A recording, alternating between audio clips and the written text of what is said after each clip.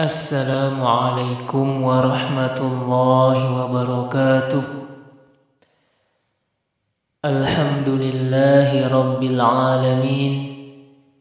Assalatu wassalamu ala ashrafil anbiya'i wal mursalin, Sayyidina wa maulana Muhammadin wa ala alihi wa sahbihi ajma'in. Anak-anakku sekalian, tiada kata yang pantas kita ucapkan selain daripada Alhamdulillah, karena Allah Subhanahu wa Ta'ala selalu memberikan kita nikmat-nikmatnya. Nikmat itu banyak sekali. Nikmat itu tidak bisa kita hitung. Oleh sebab itu, karena saking banyaknya nikmat yang Allah berikan kepada kita, kita tidak bisa menghitung nikmat yang Allah berikan kepada kita. Apakah kalian bisa menghitung nikmat yang Allah berikan kepada kalian? Tentu tidak, karena nikmat tersebut sangat banyak. Nikmat bukan hanya berupa uang. Nikmat bukan hanya berupa harta, tetapi lebih daripada itu. Hati tenang itu adalah nikmat. Kita bisa makan, minum setiap hari, itu adalah nikmat. Kita masih bisa beribadah, itu adalah nikmat. Kita masih bisa belajar, itu adalah nikmat.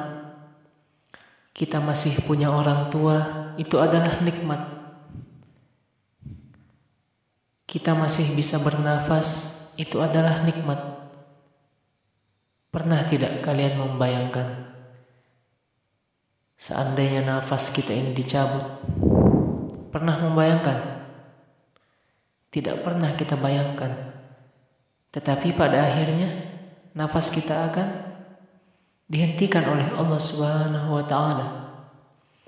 Maka dari itu, kita ini yang masih diberi kesempatan, masih diberi kehidupan oleh Allah Subhanahu wa Ta'ala, marilah kita senantiasa berbuat baik. Kalau kita sebagai pelajar, mari kita manfaatkan umur kita untuk belajar. Jangan kita sia-siakan waktu kita untuk melakukan hal-hal yang tidak bermanfaat. Karena orang tua kita sudah membiayai kita untuk sekolah, sudah memfasilitasi kita dengan hal-hal penunjang pembelajaran. Tinggal kitanya aja lagi. Oleh karena itu saya pesankan kepada anak-anak sekalian, jangan malas belajar. Ketika malas itu datang, ingatlah kedua orang tuamu. Bagaimana perjuangan mereka untuk bisa menyekolahkan. Nah, seperti itu.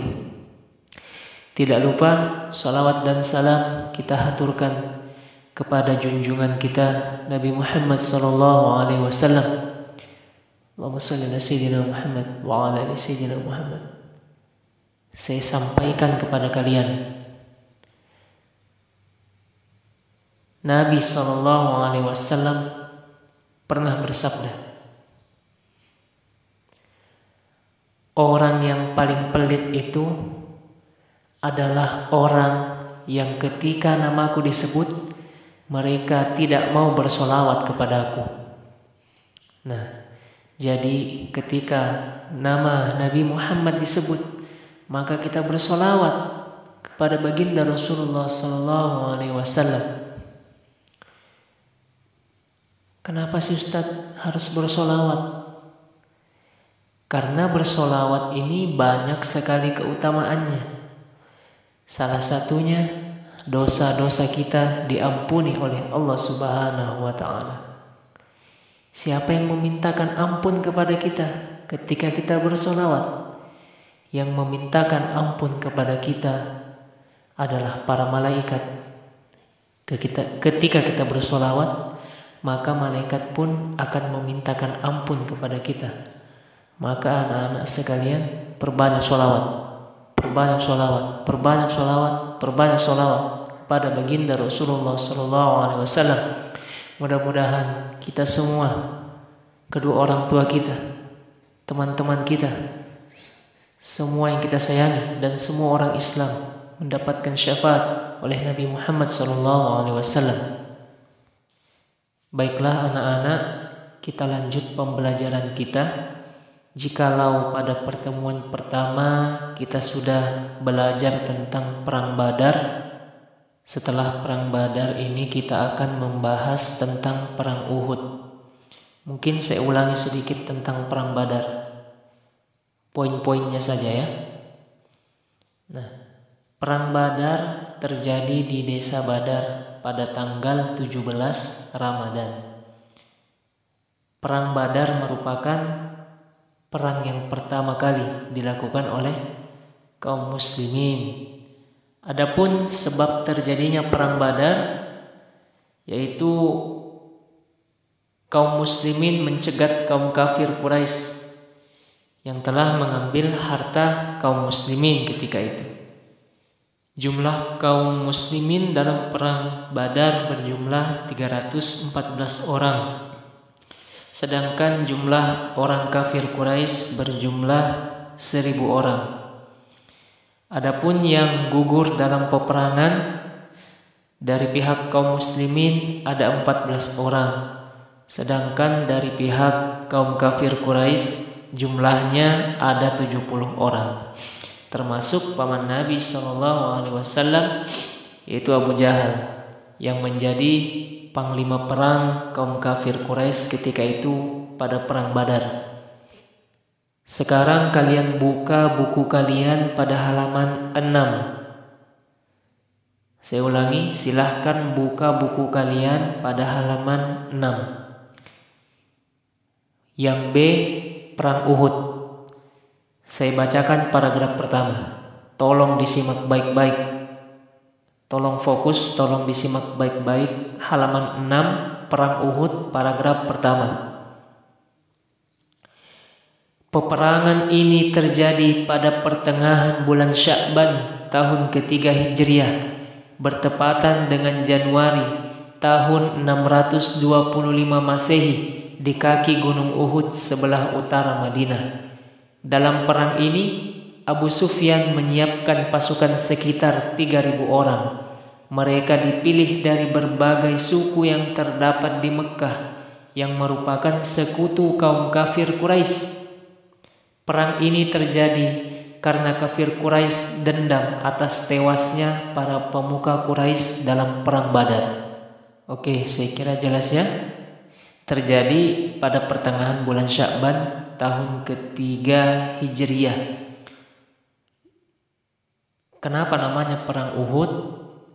Karena peperangan tersebut terjadi di kaki Gunung Uhud. Nah, Abu Sufyan menyiapkan pasukannya ketika itu dari kaum kafir Quraisy sebanyak 3.000 orang. Nah, adapun sebabnya, ini yang penting. Kenapa Perang Uhud itu terjadi? Tolong disimak baik-baik. Kenapa Perang Uhud itu terjadi? Karena kaum kafir Quraisy dendam atas tewasnya para pemuka Quraisy dalam Perang Badar. Nah, itu tolong digarisbawahi.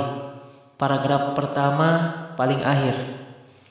Perang ini terjadi karena kafir Quraisy dendam atas tewasnya para pemuka Quraisy dalam Perang Badar.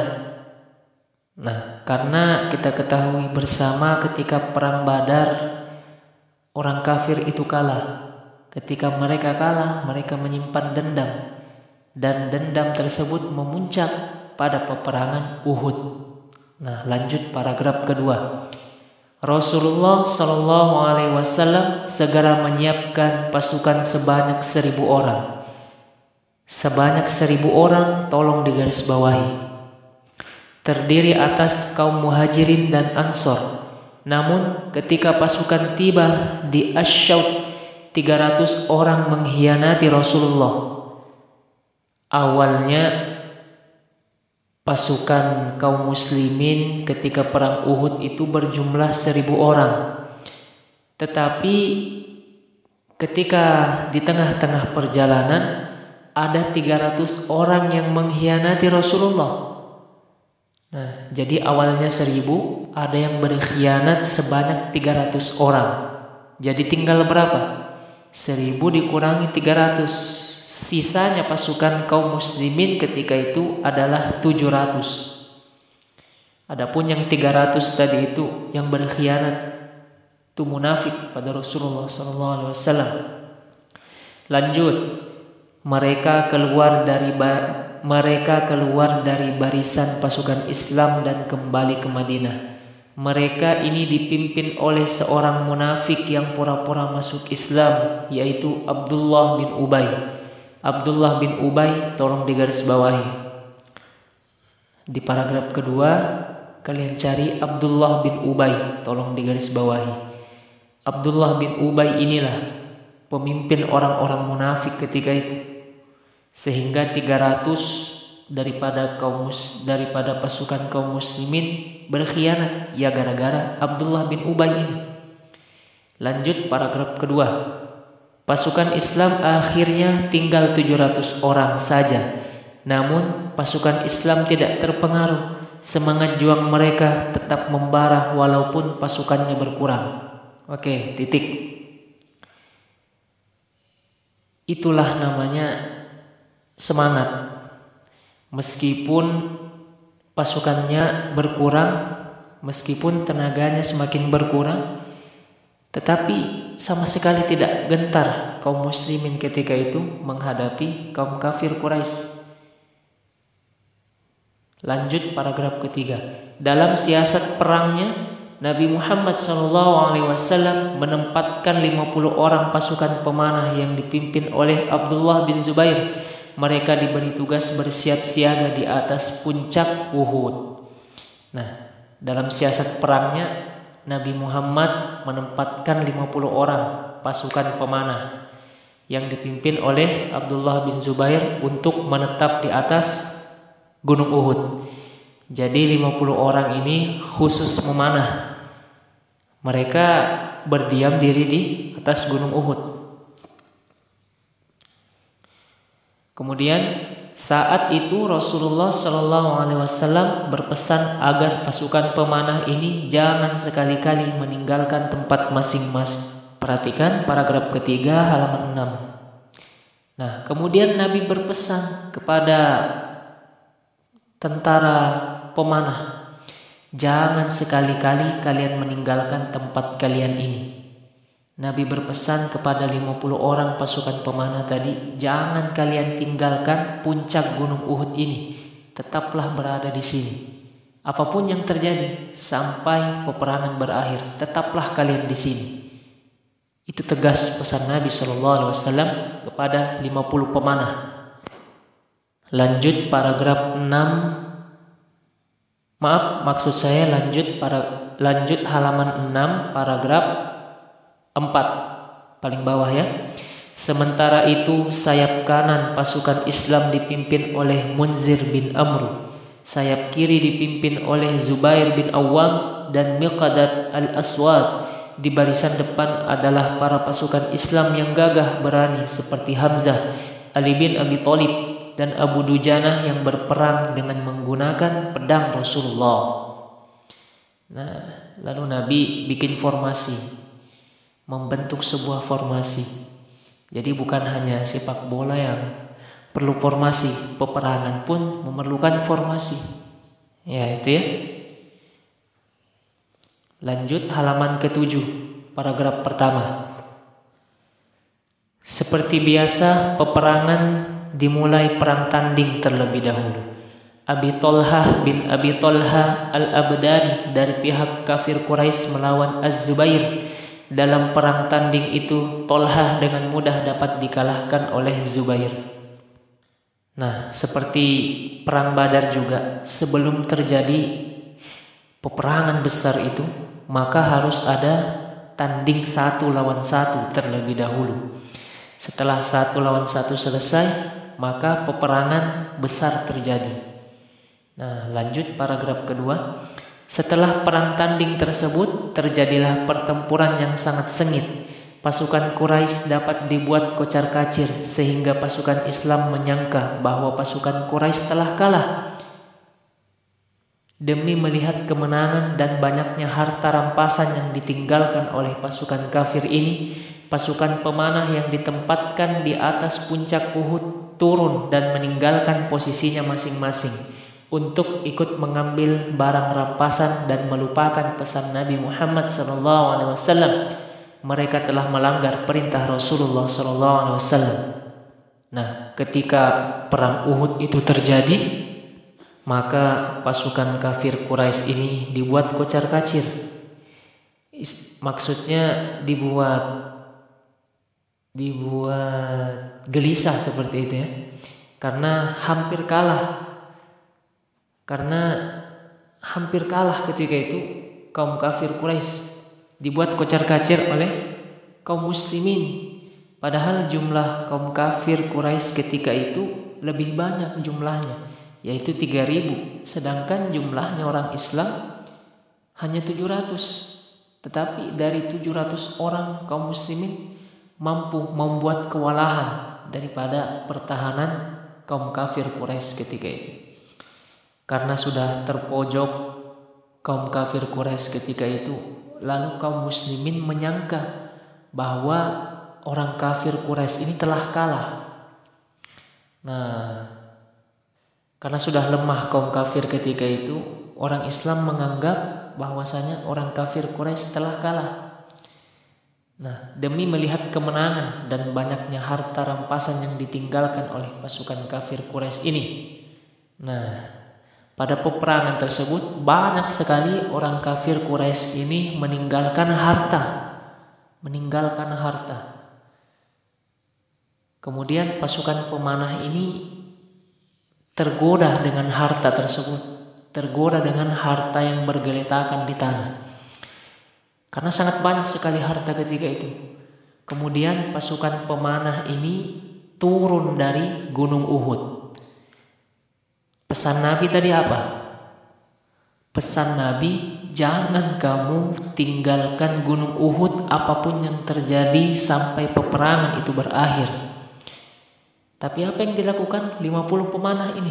Mereka turun dari Gunung Uhud untuk mengambil harta tersebut karena tergoda dengan harta tersebut, dan mereka telah melanggar perintah Rasulullah SAW. Lanjut paragraf ketiga. Ketika melihat puncak Gunung Uhud telah kosong, Khalid bin Walid yang ketika itu memimpin pasukan kafir Quraisy mengambil alih posisi tersebut. Khalid menyerang pasukan Islam sehingga banyak sekali pasukan Islam yang terbunuh.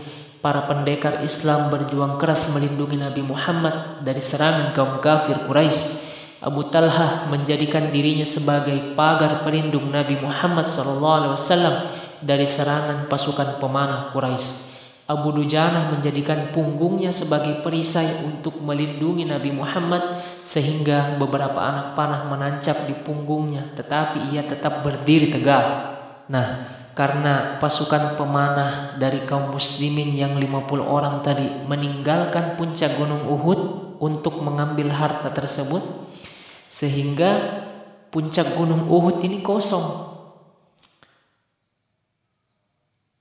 Puncak Gunung Uhud ini kosong. Kemudian Khalid bin Walid yang ketika itu memimpin pasukan kafir Quraisy melihat ada keuntungan di situ.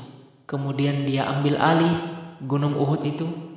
Dia naik ke atas dan membawa pasukan pemanahnya. Kemudian mereka memanah ke bawah. Nah, kemudian banyak sekali orang Islam ketika itu yang terkena dari anak panah tersebut dan banyak yang tewas. Tetapi para sahabat-sahabat Nabi Mereka menjadikan dirinya sebagai pelindung Nabi Muhammad SAW, sehingga Nabi tidak terkena anak panah tersebut. Seperti Abu Thalha, dia menjadikan dirinya sebagai pelindung Nabi Muhammad, menjadikan dirinya sebagai pagar pelindung. Demikian juga dengan Abu Dujana. Abu Dujana berdiri tegak melindungi Nabi SAW, sehingga anak panah itu banyak menancap di punggungnya, tetapi ia tidak terjatuh. Dia tetap berdiri kokoh, berdiri tegak, meskipun di punggungnya ini banyak sekali anak panah yang telah menempel. Itulah kecintaan para sahabat kepada Nabi Muhammad SAW. Tidak rela Nabi Muhammad itu terluka. Masya Allah. Lanjut paragraf 4. Dalam serangan balik ini Rasulullah pun terluka di kepalanya dan sebuah gigi serinya patah. Sementara itu kafir Quraisy meneriakkan bahwa Rasulullah telah terbunuh. Mendengar kabar tersebut, pasukan Islam menjadi kacau dan patah semangat. Namun beberapa saat kemudian Rasulullah yang telah dapat melepaskan diri dari kepungan kaum kafir muncul di tengah-tengah pasukan Islam. Beliau membawa mundur pasukan Islam ke atas bukit sehingga pasukan kafir Quraisy